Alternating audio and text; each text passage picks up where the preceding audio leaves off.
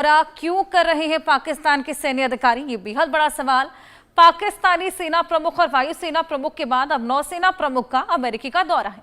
America दौरा पर पाकिस्तानी नौसेना प्रमुख नवीद अशरफ रहे हैं और पेंटागन में अमेरिकी नौसेना ऑपरेशंस के उप प्रमुख वाइस एडमिरल येविटे डेविड से उन्होंने मुलाकात की।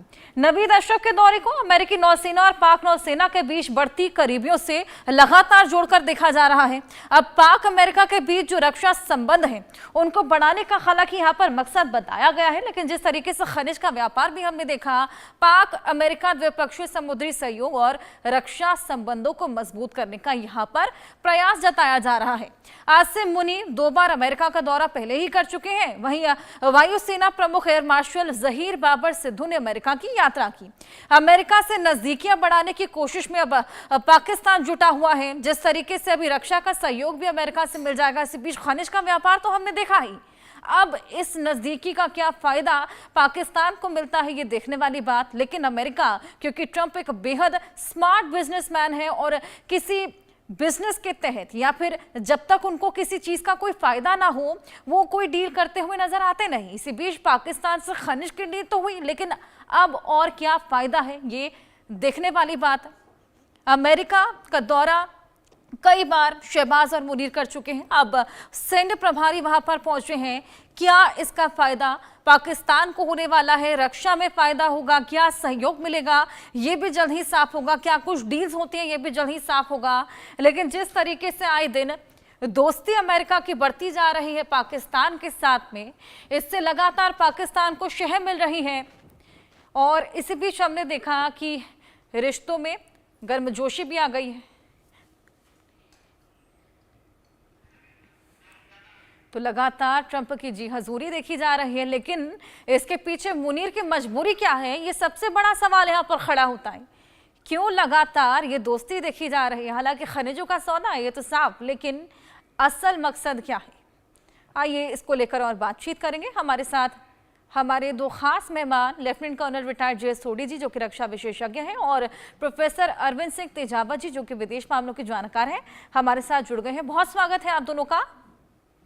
अरविंद जी, सबसे पहले मैं आपके पास आऊंगी। मुलाकातों का दौर लगातार चल रहा है। रक्षा के सहयोग को बढ़ाने के लिए तमाम मुलाकातें देखी जा रही हैं, लेकिन बेहद स्मार्ट बिजनेसमैन है ट्रंप, बिना किसी मुनाफे के सौदे करते नजर आते नहीं है। खनिज तो हालांकि बेच दिए पाकिस्तान ने। क्या लगता है, क्या और मंशा जो भी है हर्षा जी, बहुत खराब मंशा है। क्योंकि अगर ये सैनिक लोग वहां जा रहे हैं और वहां के सैनिकों से मुलाकात कर रहे हैं, तो ये जाहिर है कि ये सारी की सारी कवायद है वो साउथ एशिया को डिस्टर्ब करने के लिए की जा रही है। क्योंकि एक तो अनुमान ये लगाया जाता है कि क्वेटा के पास ऐसा अंदाज है कि अमेरिकन सैनिक अड्डा है वो पहले से ही मौजूद है।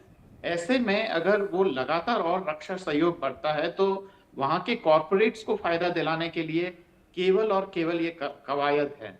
और दूसरी बात ये है कि अब पुराने तरीके से, जैसे कि अंग्रेजों के जमाने में होता था, शोषण करने के लिए या पैसा लूटने के लिए डायरेक्ट शासन की जरूरत नहीं होती है।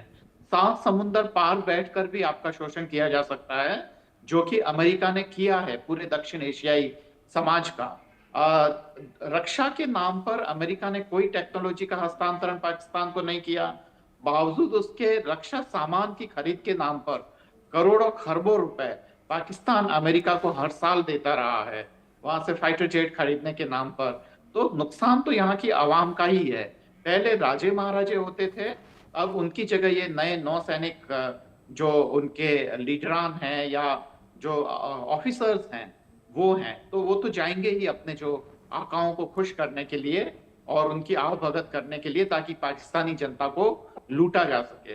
हर्षा जी, बिल्कुल, यहाँ पर खनिजों को लूटा जा सके, तमाम सौदे और देखने को मिल सके। जे सोडी जी, लेकिन इसके बीच क्या लगता है, अमेरिका रक्षा भी प्रोवाइड करेगी जो तमाम मुलाकातें कर रही है? जय हिंद हर्षा जी, ये मेरा सौभाग्य है कि मैं आपकी न्यूज चैनल पर हूं और विख्यात को पैनलिस्ट के साथ हूं।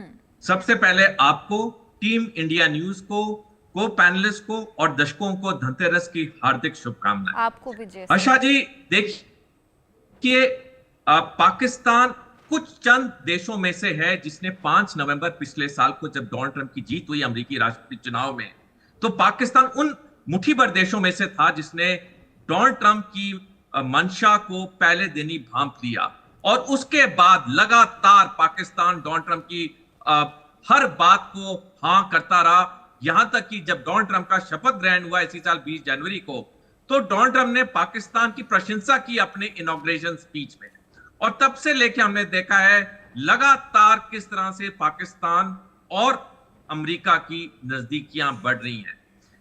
इसमें कोई शक नहीं है कि जहां पे पाकिस्तान का पहला मकसद है अमेरिका से पैसे लेना, जो कि हमने देखा ऑपरेशन सिंदूर के 1 महीने के अंदर दुनिया की 3 सबसे बड़ी आर्थिक कंपनियों ने, इकोनॉमिक कंपनीज ने, IMF, ADB और वर्ल्ड बैंक ने पाकिस्तान को 43.4 बिलियन अमेरिकी डॉलर का ऋण दिया, और इन तीनों एजेंसीज में अमेरिका के सबसे ज्यादा वोटिंग राइट्स होते हैं। दूसरी चीज, पाकिस्तान की जो मंशा है वो है भारत विरोधी, और उसको अब डोनाल्ड ट्रंप में ऐसा साथी दिख रहा है, अमेरिका में ऐसा एक देश दिख रहा है जिसके साथ और चीन के साथ मिलके वो भारत पे आने वाले समय में या तो और आतंकवाद को ये बढ़ाएगा, या फिर जैसे आंकलन है 2030 के बाद कभी भी चीन और पाकिस्तान मिलकर भारत पे 2 फ्रंट वॉर करेंगे। अभी हाल में ही अमेरिका ने बोला कि वो पाकिस्तान को आधुनिक हथियार देगा, चीन तो लगातार दे ही रहा है। तो ये पूरी जो पाकिस्तान और अमेरिका की जो नजदीकियां हैं पिछले कुछ महीनों में, खास करके इसके 2 मुख्य कारण है, एक है आर्थिक और दूसरा है सैनिक। बिल्कुल बिल्कुल, यहाँ पर जिस तरीके से ये तमाम डीलें देखने को मिल रही हैं अरविंद जी, लेकिन ये सभी जानते हैं कि ट्रंप बिना किसी फायदे के सौदे करते हुए आते नजर नहीं है, लेकिन इसी बीच हमने देखा कि खनिजों की डील तो हो ही गई। अब क्या लगता है आगे क्या कुछ और सौदे देखने को मिलेंगे? मुझे लगता है कि अंतर्राष्ट्रीय स्तर पर समीकरण बहुत तेजी से बदल रहे हैं। मैं पूर्व अमेरिकी सुरक्षा और विदेश मामलों के विशेषज्ञ, खासकर दक्षिण एशिया के विशेषज्ञ एशली टेलिस की मैं एक इंटरव्यू पढ़ रहा था, और क्योंकि वो काफी करीब रह चुके हैं तमाम सरकारों के और दक्षिण एशिया के बारे में काफी दखल रखते हैं, तो उन्होंने एक चीज ये कही कि हो सकता है कि आगे आने वाले दशक में जो अमेरिका और भारत के संबंध बिगड़े। मुझे लगता है कि उनका आकलन एकदम ठीक है। अमेरिका अब नहीं चाहेगा, क्योंकि भारत अमेरिका की शर्तों पर झुकने के लिए तैयार नहीं है। भारत अपने हिसाब से सब कुछ करना चाहता है, अपना काम करना चाहता है, और पाकिस्तान के हुक्मरान झुकने के लिए तैयार हैं। तो अब यह है कि भारत को समझ जाना चाहिए कि ये जो टैरिफ इम्पोज किया गया है ये कोई बहुत जल्दी हटने वाला नहीं है, क्योंकि अमेरिका यह मान चुका है कि भारत कभी भी अमेरिका का अनुगामी हो नहीं सकता है। तो नए समीकरण बन रहे हैं, और ऐसे में ये मानिए कि पाकिस्तान और अमेरिका की जो दोस्ती है वो लंबी चलेगी। और यही कारण है कि जयशंकर साहब अभी ब्राजील गए हैं, और मुझे लगता है कि वो ब्राजील के राष्ट्राध्यक्ष से बात करते हुए कहेंगे कि टैरिफ हम दोनों पे ही सबसे ज्यादा दुनिया के इम्पोज हैं। चीन पे इसलिए अमेरिका नहीं कर पाया क्योंकि चीन की जो बार्गेनिंग ताकत है वो काफी ज्यादा मजबूत थी। तो अब ये मान के चलिए कि भारत और अमेरिका के रिश्ते कोई बहुत जल्दी ठीक होने वाले नहीं है, अगर हम चीजों की तरफ गौर करें और वो करें। ऐसे में ये पाकिस्तान के माध्यम से, जैसा कि कोल्ड वॉर की ड्यूरेशन में होता था, ये इस साउदर्न पार्ट ऑफ एशिया को डिस्टर्ब करेंगे और वहां पे लूट का ये स्कोप ढूंढेंगे। भारत में ये संभव नहीं है, और बाकी दूसरे देशों में भी जो छोटे छोटे देश हैं उसमें भी उस रूप में संभव नहीं है जिस रूप में अमेरिका चाहता है। पर पाकिस्तान की लूट बहुत तेजी से होगी, और मुझे लगता है कि इसकी वजह से आगे आने वाले 1 या 2 डिकेड में वहां आंतरिक उपद्रव जरूर देखने को मिलेगा। हर्षा जी। बिल्कुल, जय सोडी जी, इसी बीच हमने देखा कि ट्रंप हर जगह शांति बहाली की जो तमाम कोशिशें कर रहे हैं, इसी बीच उनके प्रिय दोस्त पाकिस्तान ने अब अफगानिस्तान से जो पंगा मोल ले लिया है, आए दिन अब जो सीज फायर का उल्लंघन भी किया है, उसको क्यों नहीं शांत करा रहे, क्यों नहीं पाकिस्तान को समझा रहे? अच्छा जी, क्योंकि इसमें अमेरिका का अपना स्वार्थ है, और अमेरिका ने पिछले दरवाजे से पाकिस्तान को पूरी हामी दी अफगानिस्तान पे हमले करने की, क्योंकि अमेरिका को अफगानिस्तान का बगराम वायु सैनिक अड्डा चाहिए था, जो कि अफगानिस्तान ने मना कर दिया। चीन और रूस ने भी इसके खिलाफ अपनी प्रतिक्रियाएं दी। तो अमेरिका को किसी हाल में बगराम वायु सैनिक अड्डा चाहिए, और अब जिस तरह से पाकिस्तान अफगानिस्तान पे ताबड़तोड़ हमले कर रहा है, दोनों देशों के बीच में एक पूर्ण युद्ध शुरू हो गया है, क्योंकि हर मुमकिन, चाहे वायुसेना हो चाहे थल सेना हो, पूरा ये इस्तेमाल किया जा रहा है। तो ये कोई पूर्ण युद्ध से कम भी नहीं है। तो ये चीज पाकिस्तान तभी कर सकता था जब उसके पास चीन और अमेरिका की पिछले दरवाजे से हामी थी। और जिस तरह से अब तक डोनाल्ड ट्रंप ने पाकिस्तान के अफगानिस्तान पे हमलों की कोई ट्वीट नहीं किया, वरना हम जानते हैं डोनाल्ड ट्रंप तो सोते हैं, उठते हैं, खाना खाते हैं, पानी पीते हैं, पहले ट्वीट करते हैं किसी ना किसी चीज पे, लेकिन अब तक उन्होंने इतने संगीन मामले पे एक भी ट्वीट नहीं की। ये साफ दर्शाता है कि पाकिस्तान पूरा समर्थन अमेरिका दे रहा है, क्योंकि अमेरिका जानता है। सोडी जी, अगर इतने समर्थन के बावजूद पिटता हुआ नजर आ रहा है पाकिस्तान, खुद शह लेता है और खुद ही हमने देखा किस तरीके से इनिशिएट करके ये युद्ध छेड़ा था अफगानिस्तान के साथ, खुद ही इसका खामियाजा भुगता, इतने समर्थन के बावजूद। बिल्कुल हर्षा जी, आपने सही कहा। देखिए, पाकिस्तान वो ऐसा देश है कि जितने जंग लड़े हैं सारे जंग हारा है, लेकिन तब भी वो जंग करने से बाज नहीं आता है। जैसे एक पागल आदमी होता है, उसको आप कुछ भी कहिए वो वापस आपको वार करने के लिए आता है। पाकिस्तान भी बिल्कुल वैसा ही है। पाकिस्तान भी एक जहरीले सांप की तरह है, जितने लट मारो लेकिन तभी आपको डसने के लिए जरूर आएगा। तो ये पाकिस्तान की ये फितरत में है। पाकिस्तान में अगर इतनी अक्ल होती, पाकिस्तान में इतनी अगर मैच्योरिटी होती, तो आज पाकिस्तान एक विकसित देश के रास्ते पे क्यों नहीं चला होता। हर्षा जी, 1950 में चीन, पाकिस्तान और भारत के बीच में सबसे अमीर पाकिस्तान था। पाकिस्तान की पर कैपिटा जीडीपी 83.3 अमेरिकी डॉलर थी, बाकी दोनों देशों की कम थी। लेकिन आज आप देखिए, तीनों देशों में पाकिस्तान बिल्कुल कंगाल है। कंगाल होने के बावजूद वो ऐसी हरकतों से बाज नहीं आ रहा है, क्योंकि पाकिस्तान की जो नियत और नीतियां हैं वो शुरू से ही गलत रही हैं, और अभी भी पाकिस्तान उसको सुधारने के लिए बिल्कुल तैयार नहीं है। ये पहली और आखिरी जंग तो है नहीं इसकी अफगानिस्तान के साथ, आने वाले समय में और भी होंगी। 5 सैनिक मुठभेड़ पाकिस्तान की भारत से हो चुकी है, जिसमें भारत ने हर मुठभेड़ में पाकिस्तान पे सैनिक विजय प्राप्त की है। तो पाकिस्तान एक सुधरने वाला देश नहीं है, वो बिल्कुल एक पागल जहरीला सांप है जो बार बार डसता रहेगा। बिल्कुल, ना पाकिस्तान सुधरने वाला है, ना पाकिस्तान के हालात अब सुधरने वाले हैं, चाहे जितना मर्जी शह क्यों ना मिले। अरविंद जी, चाइना को ये जो नई दोस्ती पनप रही है अमेरिका और पाकिस्तान की, इससे मिर्ची नहीं लग रही?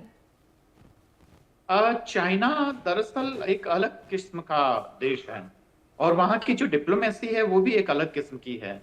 चाइना शुरू से इस बात का वो हामी भरता रहा है कि दरअसल उन्होंने लड़ाइयां तो लड़ी है, पर कोई बहुत बड़ी लड़ाइयां नहीं लड़ी है, और इस कॉन्फ्लिक्ट्स में वो कभी उलझना नहीं चाहेगा, क्योंकि अमेरिका से भी उसके हित जुड़े हुए हैं और पाकिस्तान के भी उसके, वो अपनी जो हैसियत है वो समझ रहा है, और वह पूरी दुनिया में फैलना चाहता है। और वो ये जानता है कि जब तक वह खुद मजबूत नहीं होगा तब तक दुनिया उसका लोहा नहीं मानेगी। तो ऐसे में वह सीधे सीधे अमेरिका से किसी कॉन्फ्लिक्ट में उलझेगा या ठीक वही गलती करेगा जो कि रूस ने शीत युद्ध के दौरान की है, तो मुझे मुश्किल लगता है चाइना के पुराने इतिहास को देखते हुए।